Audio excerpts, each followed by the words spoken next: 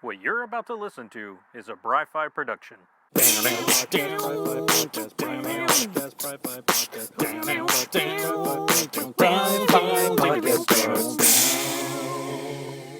everybody, and welcome back to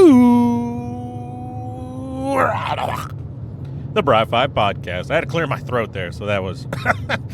So, yeah, I'm Bry-Fy, your comics guy, and we are back after taking a week off, mainly because I was sick for most of it. I had kind of lost my voice there, and I thought it was just allergies, man. Like, it started, last probably Tuesday.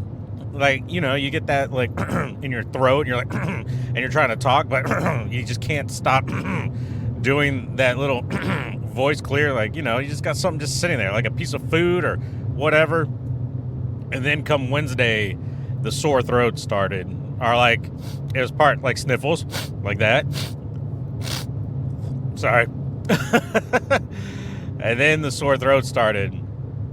And so, like, all day Thursday, I was, like, downing, like, actually, no, Wednesday. So, like, okay, I'm a day late in all this. So it started Monday. And then Tuesday is when I had the runny nose. Wednesday, I still went to work, but I was, like, downing cough drops to kind of, like, keep my throat, like, from just killing me. And then Thursday, I just couldn't do it anymore. On Thursday, I ended up having to call in.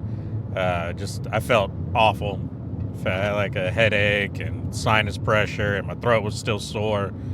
And went to the doctor, and like, it's just a bug. We can give you a shot of steroids, or you can just tough it out. And I was like, give me the roids, bitch. No. So after, you know, I went to my local gym to get shot up with steroids. No, wrong steroids. That was a different day. No. So yeah, now I'm feeling pretty good. But I still kind of have a nose and a throat. And I think this time it's just allergies because, yay, Texas weather. Get fucked. My son's been feeling it too. In fact, I think he's starting to get an actual cough from it. So maybe he caught my bug. But he just started coughing like 2 days ago. And I've been sick for I got sick like a week ago. So maybe it's just a slow moving bug. I don't know.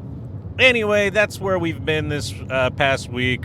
Really, I haven't been up to much. Just kind of been enjoying time with the family.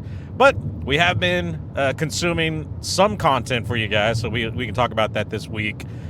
Namely, I've been playing, among other things, I've been playing a lot of Legend of Zelda Tears of the Kingdom, now that I've learned it's Tears and not Tears. Someone lied to me at the beginning of this whole game, and it didn't dawn on me until after, like, the third dragon tier. So, without spoiling too much, there are dragon tiers that you find throughout the map that give you the backstory of what's going on and how things came to be. And it wasn't until the third one that it finally clicked. It is Tears of the Kingdom. I guess it's because in the back of my mind, I was like, no, they told me it was Tears. Someone said Tears, and I'm going to believe them, and they would never lie to me. Why would this person do this? They did this. Why have you done this?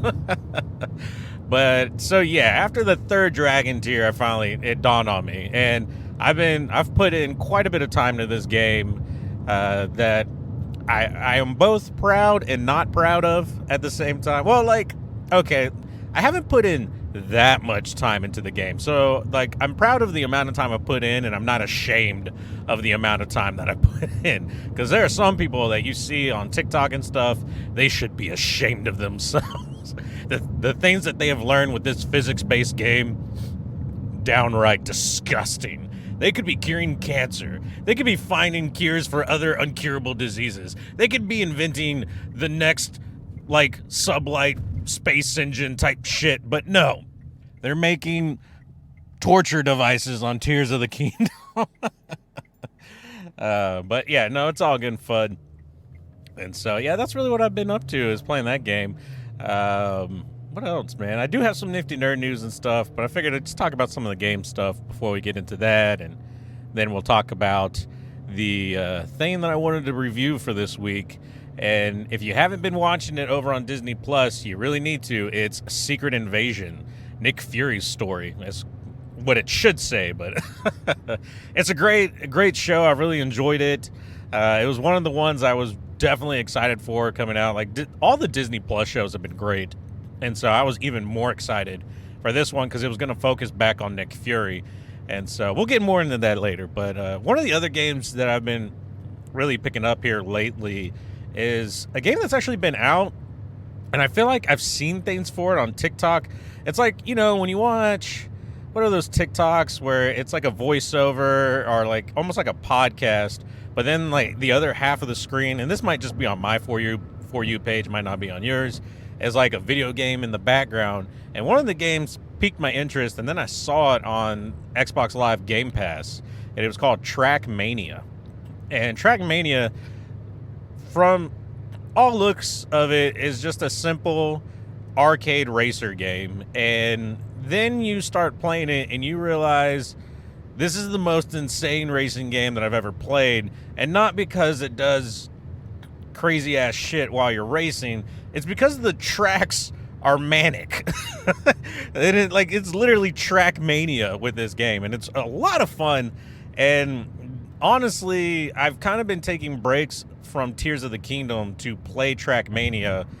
It's like a great way to just kind of unwind, and it's one of those quick games. I'm doing the campaign mode, and basically it's just time trials. You're trying to beat a time, and it's just you on a track, so you're not fighting against anyone else, which is great. And even with the multiplayer aspect of it, you're not bumping into anyone. It's all like you're racing against shadows, which is nice, and it's fun. And because, let me finish the campaign stuff. So, you know, it is just like a time trial run, and you're trying to beat the time, but the tracks are insane because they go up, down, they loop, they barrel roll, there's boosts, there's things that make your cart like suck down to the road so you don't like go flying everywhere for certain parts of the track. It's a blast. It is tough too because it's all about maintaining speed, and any little mistake will cost you precious seconds. Like, it is insane. Like, I will be sitting there, I will be like flying through a track thinking I'm hitting everything just right, hitting all the turns just right, and then maybe I'll let off the gas a little bit to take a turn where I could have kept it going, like kept pedal to the metal, or I hit the brake because I freak out, and all of a sudden I just watch like the time trial shadow just like fly right by me. And it's that, like, it's that, I mean, it's like, this game is all about precision. It's all about just throwing your head against the wall until you do it exactly right.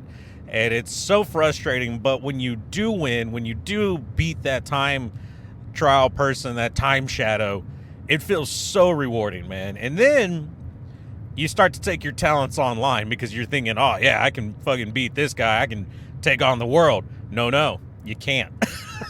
I learned that the hard way. So there's two different types of multiplayer that I've played with this game. One of them is basically doing like the regular campaign mode, but now it's everybody. Actually, there's three types. I have played three types of multiplayer matches with this. And so that one's, I mean, pretty self-explanatory. Everyone's going on the track. There's a time limit, and you're all trying to get the best time on the track. So whoever, you know, finishes in the top whatever by the end of the time, I think you get like 5 minutes or something like that. Then, you know, you win, and you get points, and you can rank up and stuff like that. And it's really fun. There's this ranked version of the game where, I mean, I think it was just called ranked, but it was like 3v3, and depending on what place you finished in, gave your team points. So, you know, 3 versus 3. First was like 6 points, and then it went 5, 4, 3, 2, 1. Like, that's how it went. And that was a hell of a lot of fun because you only get one shot, but there's like, it's like the first to 5 rounds wins, or first to win 5 rounds wins the match or whatever. And that was a blast because you get a warm-up lap, which is like, you get like a minute and a half or 2 minutes to do a warm-up lap, so you can kind of figure out the course and like figure out how you want to attack it. And usually, or from my experience so far, it's been the courses that the campaign's on. So if you've done the campaign, you've probably spent more than enough time on these courses. But they give you a warm-up lap, then you hit the track, and your time, your time, but it's more about what place you finish. So even if you do make a mistake, chances are at least someone from the other team has made a mistake as well. So you need to keep on it so that way you'll still get points. So that was a lot of fun. I really enjoyed that because it felt a little more forgiving. Like, I can make an error and still not be last place because at least 3 other guys made that same error or completely just did not finish because there are parts in these tracks where if you mess up that bad, you're not finishing this race because there's no way up or there's no way to get back to where you're trying to get to, which, is pretty fun. The last game type that I played, though, was a battle royale style race, in that there are 5 sections that you have to complete a section at a time. You're on teams, 3 cars to a team, and there's 20 teams. So there's a whole bunch of shadows, and it gets really confusing at first. Luckily, they dim out really quickly, and so, excuse me. So it's kind of easier to get your bearings, but these tracks are not about speed. They're not about flying through and getting the fastest time. Now, you want to get through quickly because that helps your team. The more stages you get through, the more points your team earns, and you have a certain amount of time to try to finish. So yeah, you want to get through quickly, but speed is not the key on these tracks from what I've learned. These tracks are made to be the most difficult traversing things, and I'm talking about just tapping the pedal to ease your way around sharp turns, trying to make little stupid jumps and shit that. These people, one track was literally like a corkscrew, tiny, maybe two widths of the car, and you're corkscrewing going up and up and up, and then you get to one spot where you had to hit the gas because you had to jump onto the next platform, which was insane, but fun as hell too. There's pipes that you have to drive across, and there's boosts, there's loops, there's all kinds of stuff, and the tracks get so convoluted and so dizzying that there's sometimes you just lose track of where you're supposed to go, and that's where the shadows come in. So there are people who ace this thing and know what the hell they're doing, and so using the shadows to help you find your line and help you get through things is one of the biggest benefits of this game. And if it did not have that feature, I don't know if I would have as much fun with it as I do. But it's been a blast, man. Doing the time trial is fun for a little bit. Then it gets very frustrating. And then you just do it right. Or you figure out the line and you hit it and things go well. And when you're hitting speed and you're flying around turns at the right momentum, it feels good. It feels like you're a pro. It feels like, the Dude Perfect guys on YouTube when they make an incredible shot for the first time, or it looks like the first time. That's what it feels like when you do it right on the track. And so I've been having a blast with it, honestly. And then the last game that I've been playing here recently is I decided to pick up Battlefield 2042 again, or whatever the newest Battlefield is. I remember playing it when it initially came out, and I hated it. It was buggy, glitchy. It wasn't that at all interesting. It didn't feel as intuitive as all the other Battlefield games. So I went back to Battlefield 4, which is hands down my favorite one. And actually, it was today that I started playing. For whatever reason, I looked at it yesterday, decided to download it. I said, why not? It's been a while. It's still kind of free to play as long as you have Game Pass. And I had an absolute blast today. I played it for about 2 hours, and I was playing as a support character with a med pack and defibrillator, but instead of running with an assault rifle, I ran with a marksman rifle. So not a sniper rifle, but a semi-automatic rifle, a little bit more power. They're more powerful than assault rifles, but it's semi-automatic, which, I like those style of guns. It's kind of my favorite because I feel like I have way more control over the shots and everything. And I was wrecking. I was doing great. I was healing people. There was also another ability I had where I could lay down a shield, not like a shield, but like a laydown, not a laydown. I could deploy cover. There you go. That's the word I was looking for. And so being able to deploy cover that I could get behind, and I could pop up and pick off targets that way, and I could see them through the cover too, which was really nice. That was a hell of a lot of fun, man. And the game felt way more satisfying this time around. Attachments, either I had a better hang of how the attachments worked out now, or they fixed something with it. I can't remember. But changing my loadout, changing my attachments, having the different classes, it felt better. It felt more intuitive, and I really enjoyed the game. I really enjoyed the maps. I did some 64 people maps, and I did some 132, I think was the next one. Next size up, or something like that. I can't remember. But it was a blast. I had fun. Vehicles were great. I stayed out of a helicopter, because that was the one thing I remember from the first time I played through, is getting in a helicopter was instant death, because everyone carries fucking javelins. Everyone carries some type of RPG, and helicopters are not safe. Anyway, so yeah, that's pretty much what I've been up to. After this, we'll take a short break, and then we will get into the nifty nerd news.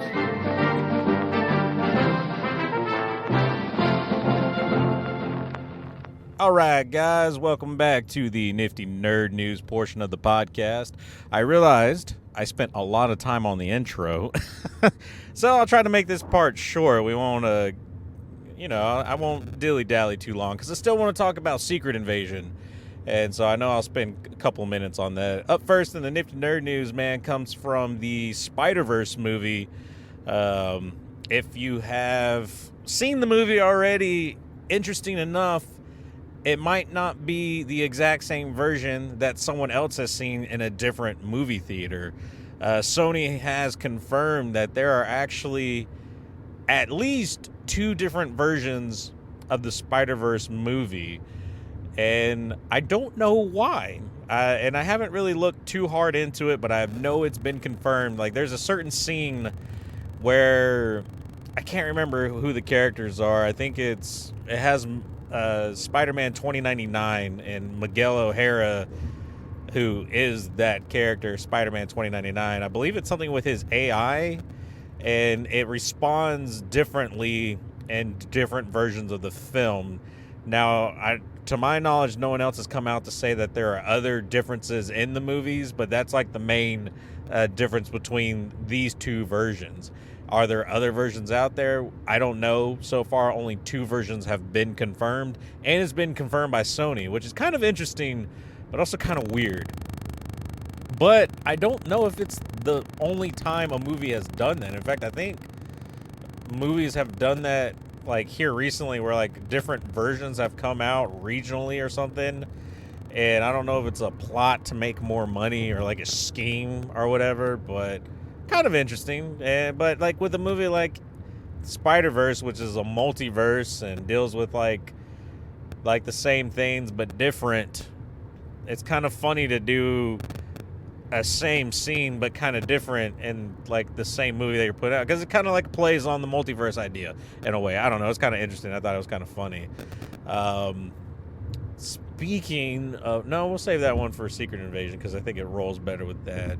But speaking of multiverse stuff, rumors about Deadpool 3 have been coming out, and rumored castings, and now it looks like we have an actual confirmed casting of Jennifer Gardner reprising her role as Elektra, which goes along with the rumor that Ben Affleck is joining the film to reprise his role as Daredevil. And it looks like the new Deadpool movie is going to be playing with some multiverse stuff. Now, at the end of Deadpool 2, when he does like weird time travel shit, he kind of loosely plays with multiverse stuff while doing that. Like, there's a scene where he goes back to like the old X-Men Origins movie, where his first appearance, like Deadpool's first appearance, shows up, and it's that crazy no mouth having Deadpool tattoo freak version of him. And it's also like the actual Ryan Reynolds about to say yes to the Green Lantern script version of him. Like, so like, he kind of fourth wall played with it. Maybe that's what they're doing this time around, where he's going to do, like, at the end, do a bunch of jumps to, like, through these old X-Men or Fox Marvel titles or something. Well, was Daredevil a Fox thing, or was that, I don't remember, but I don't know. So rumors have been coming out about the Deadpool 3 stuff, and it looks like it's going to play with the multiverse, or at least that's what people are gathering from everything that's happening. But it could be like that. It could be like, not a post-credit, but like an end of the movie, like, hey, let's have a fun jump through multiverse or time shit and fix something, or quote-unquote fix some things with it. So who knows? That could be what's happening. What's also rumored to be happening from James Gunn himself, or let's say it's not rumored that's going to happen, but he has confirmed that it's been talked about, is doing a legendary Star-Lord solo movie. So we've had the Guardians of the Galaxy. I haven't seen the third one. Is it out? It's out, right? I can't remember. I wait till things come out on Disney Plus. So things have transpired. I have kept pretty out of the know and like spoiler free from Guardians of the Galaxy 3, which I'm happy about. It is out because I have at least heard some things. Like, I know it focuses a lot more on Rocket Raccoon and like that, but I don't know how it ends. I don't know who dies, who lives, or anything like that. But I can only assume, based on what James Gunn has released, is that Star-Lord makes it to the end because he might, it's rumored, or like it's been talked about from James Gunn himself, that they might do a solo Star-Lord movie, which could be interesting. Like, what would they, I feel like we've kind of talked about that character, you know, we've had movies about him, like the first one, which is kind of the introduction of all the Guardians and the team getting together, but you know, Star-Lord's clearly, in my opinion, like the main driving force behind that. And then in the second movie, even more so, because it focuses on his lineage, you know, Ego and his mom and that storyline. So, you know, I feel like we've explored a lot of what you need to explore with Star-Lord. So where do you go next with a solo movie? You know, that's the question for me. Like, where does this go? Like, what is the purpose of this, and where does it lead? Now, I mean, not that like every movie has to have a super purpose, because they're movies, right? They're supposed to be fun and entertaining, but with Marvel and what they keep trying to build, like, what is the purpose, you know? Because, like, what is this building to? But and then, you know, is that our own fault because we've been conditioned to believe that, you know, with like the first iteration of Marvel and leading up to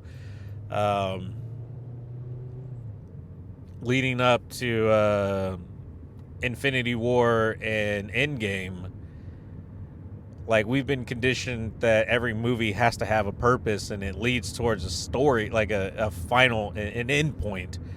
And so maybe that's why, you know, people have been kind of upset with like the new phases of some of this stuff, because like, and that, like, that's a concern that I've seen, or like a critique that I've seen of some of this, is like, well, what was the purpose? Like, what, like, how does this tie into the big thing? But we forget, movies don't have to. Like, if it's just a movie, just let it be a movie. But because it's a Marvel movie, we think it has to tie into something bigger and better, and that's not always the case. And so I don't know, like, is that Marvel's fault? Is that our own fault? Like, are we just enjoy the movies, people? That's what I'm trying to say. That's what I'm trying to get at. Anyway, yeah, Chris Pratt could be coming back in a solo movie, which leads me to believe he does not die in Guardians of the Galaxy 3. Well, even though the trailers kind of try to hint that might be the case, but it looks like that's not. So I guess I did get spoiled a little bit on Guardians of the Galaxy 3. Boo-hoo for me.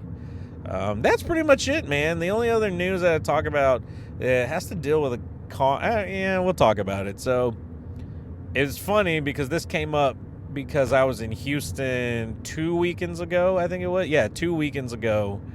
And I saw some people dressed up in like anime stuff, and I was like, oh, that's cool. Like, oh, wait, maybe there's an anime convention. I turned to my wife because I was like, hey, we're really just kind of hanging out in Houston. What if we went to this convention? And I looked it up, And the only convention that I could find this week was called H-Town Con. H-Town Con is what it was called. And it was actually being put on by the creators from Alamo City Con. And Alamo City is a convention that I've been to a few times, I think twice, that I can recall. And I've went there as press with my podcast for 1 year, and I think the other year I just went as a guest because I wasn't all prepared for it. I didn't realize it was happening. We just happened to be in San Antonio when it was going on. But I thought it was kind of strange because I hadn't heard anything about H-Town Con, and there was really nothing being talked about on it. And so I thought this was really strange and this was really weird. And then when I went to the website, it was even weirder because the dates were for October and not for that weekend. But the first post that I saw on it was for that weekend. And then it said it was being held in the Galleria, the mall in Houston, the Galleria Mall. But the main website at that point was saying it was being held at the NRG Center in October, but NRG didn't have it listed on their events page, so things weren't adding up. So there was a convention going on 2 weekends ago, one that's brand new. It was the first time it was coming to Houston, so it was like their first iteration, but I couldn't find any legit thing on it. But for all my knowledge, you know, things with Alamo City Con is a very legit convention, one that I've been to. And things then started getting weirder because then I pulled up an article from Alamo City Con from 2019, and it looked like back then they owed the city of San Antonio over $100,000 for using the Alamo Dome for, I guess, like not just 1 year, but for like a couple of years. So it was like they weren't able to pay back what they owed the city back in 2019. And then I started like thinking to myself, oh shit, they're trying to start this new convention, so because they can't do Alamo City Convention anymore. And like I was like, oh shit, like we've seen this before in Houston. We've seen, and I don't know how well people follow the convention scene in Houston, but we have had bogus cons try to start up and then like cheat out like either the celebrity guests and not pay them, or cheat out people buying tickets early. So we, like us in Houston, we are very cautious when it comes to new conventions, you know, because we've been burned in the past, or at least I know I am. I'm very skeptical. I'm very like, what's going on? And so H-Town Con had my fucking blinders up, or like not my blinders, but like I was, you know, I had my fists up, like I was ready because I was about to fight. From what it seems, so I can't find any other news article between 2019 and now that says Alamo City still owes money to San Antonio, or that they've paid it off or anything. So I don't know where they are at as far as how much they owe the city of San Antonio. But they did put out on their Facebook page that they had to change the dates for the convention, but it looks like the ticket sale site that they were using didn't get updated. So the ticket sale site was still selling tickets for 2 weekends ago for the convention, which people were buying, and from what it looks like when I was walking around Houston, were planning on showing up to that convention. They said they're still honoring those tickets, but they will give you your money back if you send an email and your confirmation number, so that they can confirm the tickets that you purchased, and they will repay those tickets if you want the money back, or you can hold on to those tickets and they will be accepted at the October date. So it looks like so far everything's above board and they're handling the situation. It sucks that the situation came to light anyway, like that they didn't have the wherewithal to change the ticket site. But it looks like things are above board, and which was my first instinct anyway, because I was like, I don't believe Alamo City Con is that type of convention. You know, it's like one of the few not corporate owned conventions. Like, it's owned by like and run by like legit just a few people, you know. It's not a corporate thing. It's not on any kind of like main circuit of conventions, you know. They're a solo run show that's all they do is the San Antonio one, you know. So it's kind of like Comic Palooza is the only one in its circuit. It's not a bunch of Comic Paloozas all over, you know. It's not like what is it, Wizard Con, or like the Wizard World Con, or I don't know what any other ones are, but there are some other ones out there. But so, you know, it's one that I'm rooting for. And so that when this popped up and it looked like, oh, this might be a fake convention, it was concerning, because I was like, no, this is something I trust and something I loved, and why? How has it fallen so low? And then I found the article about them like owing the city of San Antonio this X amount of money. I was like, no! So it looks like things are above board. It looks like they're trying to get the problem fixed, and that they're honoring tickets. If you don't want to get your money back and just keep the ticket, they're going to honor them in October when they go to the NRG Center, but you can get your money back if you want to. So this looks like a convention I want to shoot for to try to go to in October. So I'm probably going to send out an application for a press pass, and we'll see how it goes, man, because my recollection of the Alamo City Con was it was a blast to go to. They did a really good job, and there was a lot of good guests there. So hopefully they keep it up coming out this year, later in October. That being said, man, let's move on to what I wanted to review for you guys for this week.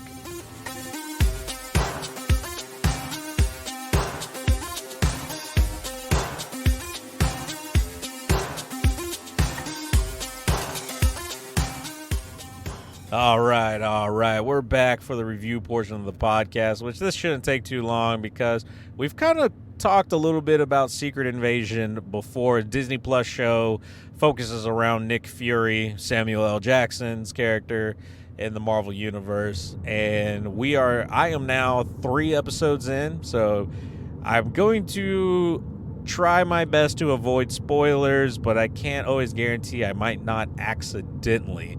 So we'll just put a caution here. There might be light spoilers moving ahead. But I have to say right now, I am enjoying the hell out of this show. Getting to see Samuel L. Jackson act and where the character of Nick Fury is at is really interesting to me, you know. Like I said, like one of my favorite Marvel movies is The Winter Soldier, and because it, for the most part, brings back from like the big super-powered like CGI fights, and it gets it down and dirty to like a more tactile, more like a world that you can reach out and touch currently, you know. And while, yes, there's an aspect of Secret Invasion, like the alien aspect of it all, that is like, okay, yeah, that's a little, you know, really sci-fi for me. It's still a very spy / espionage type thriller, much like that of the Winter Soldier and the Hydra stuff, because, like, without spoiling things too much, Skrulls have integrated and invaded the human race and have reached positions of power in surprising ways, or like surprising positions of power. And so it's now Nick Fury trying to prevent them from accomplishing what they want to accomplish, when it looks like, from all intents and purposes, they have reached that goal anyway. Like, it looks like there's almost nothing that he can do, but he's working on trying to stop them from, I guess, essentially starting World War III. And so I like it. It's interesting. It leads you to, like, who can you honestly trust, and who is actually a shape-shifting alien in disguise, and who's really who they say they are.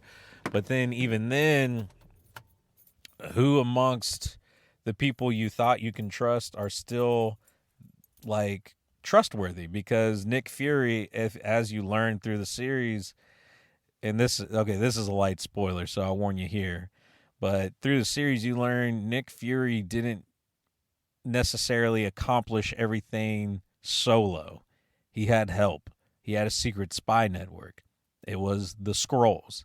He was using Skrulls to be his personal spy network that helped advance his career exponentially, very fast. And so you learn about that. You learn about the struggles that caused and the stresses that put on friendly Skrulls and what may have, like, what possibly led to where we're at now.